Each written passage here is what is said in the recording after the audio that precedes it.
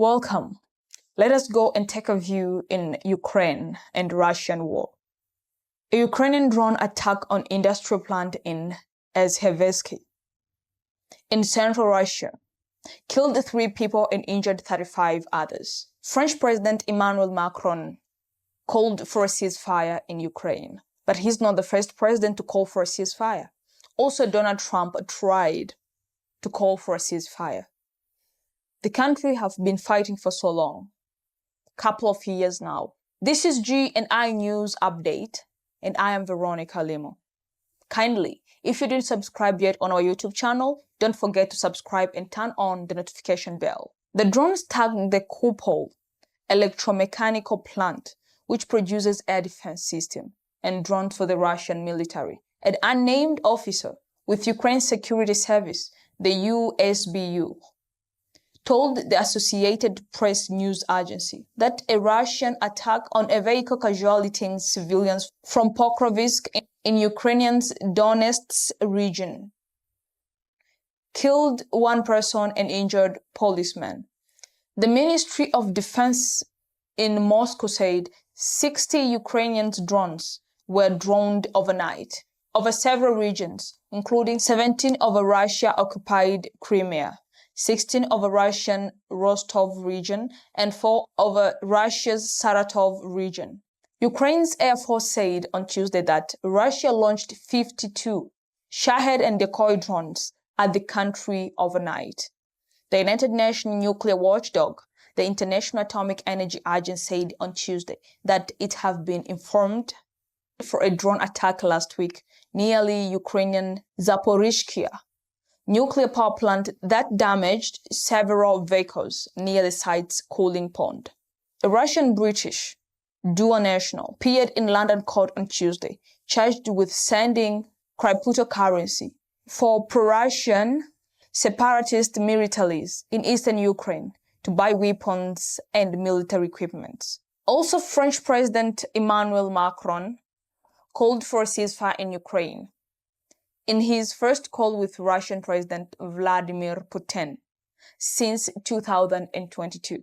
A Kremlin statement said that Putin reminded Macron that the Ukrainian conflict is direct consequences of the policy of Western states. Kremlin spokesman Dmitry Peskov told the reporters that no one is delaying anything here, after U.S. envoy Katie Kellogg accusing of delaying of time on ceasefire talks, while it bombs civilians targeting in Ukraine. Peskov added, "We are naturally in favor of achieving the goal that we are trying to achieve through a special military operation via political and diplomatic means. Therefore, we are not interested in drawing out anything." Ukrainian Ministry of Defense, Rustem Umerov, announced a new joint weapon production program with member of Ukraine Defense of Contact Group, UDCG, an alliance of about 50 countries. The program could offer a special legal and tax framework to help establishing new factories, both on Ukraine territories and abroad. The Pentagon has reportedly halted some shipment of air defense missiles, munitions to Ukraine over concern that U.S. stockpiles are too low. The Pentagon did not immediately comment on the report.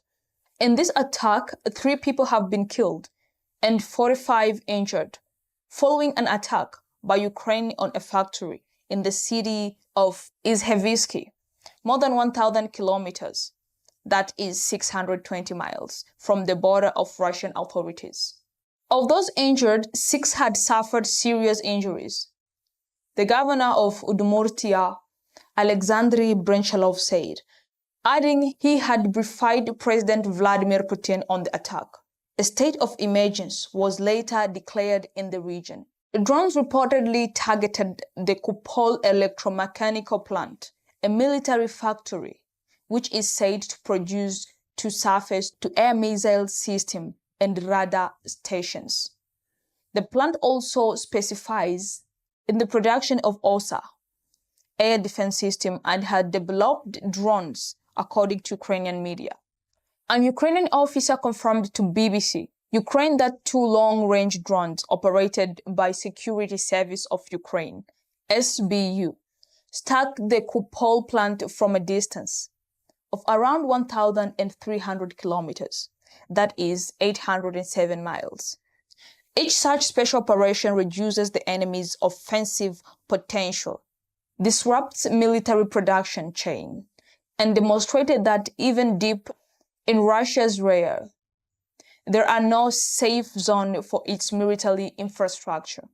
The source said that the comment reportedly by Ukrainian media, a video posted on social media, and verified by the BBC showed an explosion on a roof of the building, followed by a large plume of black smoke rising over the factory-type chimney.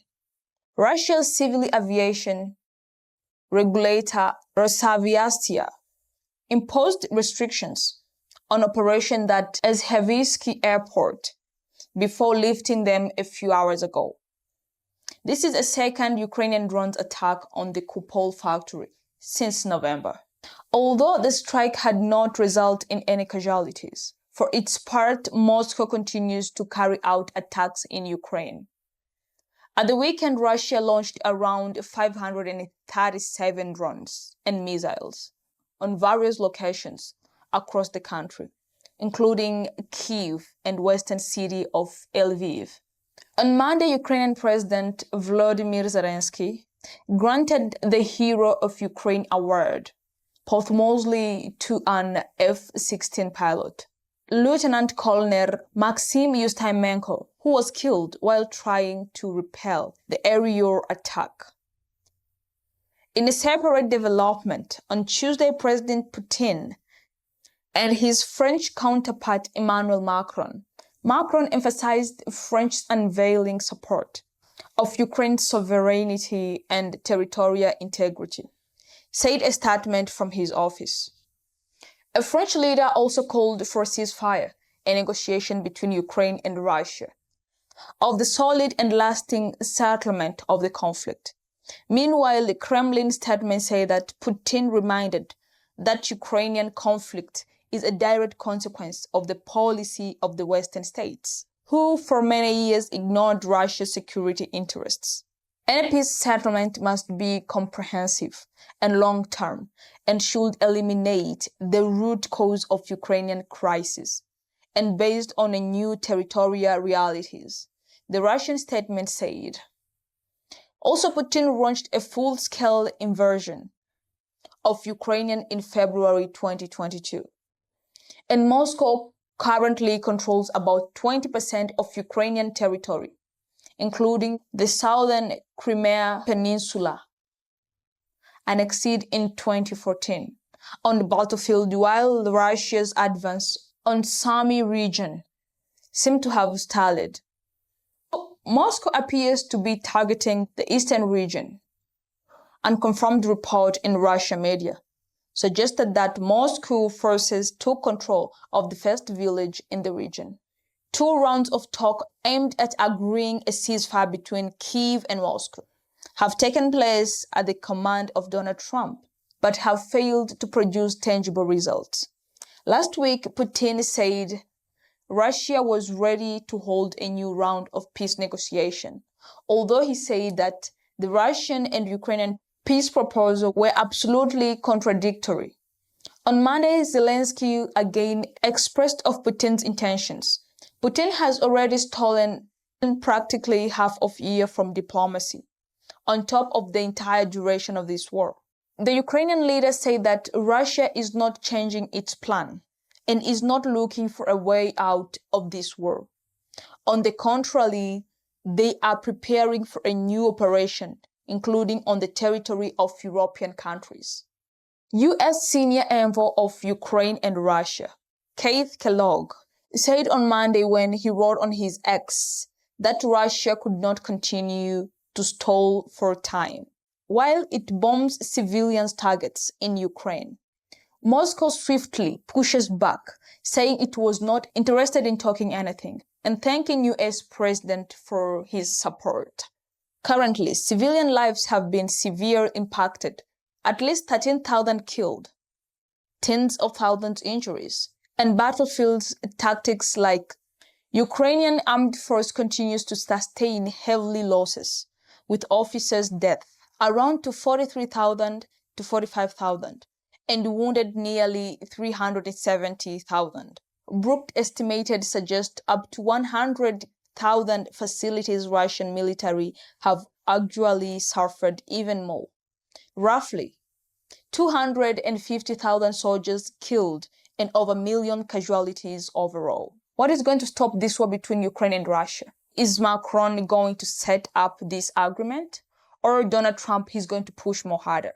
For more updates, don't miss to subscribe, like, share, and comment on our YouTube channel. This is G&I News Update, and I remain Veronica Limo.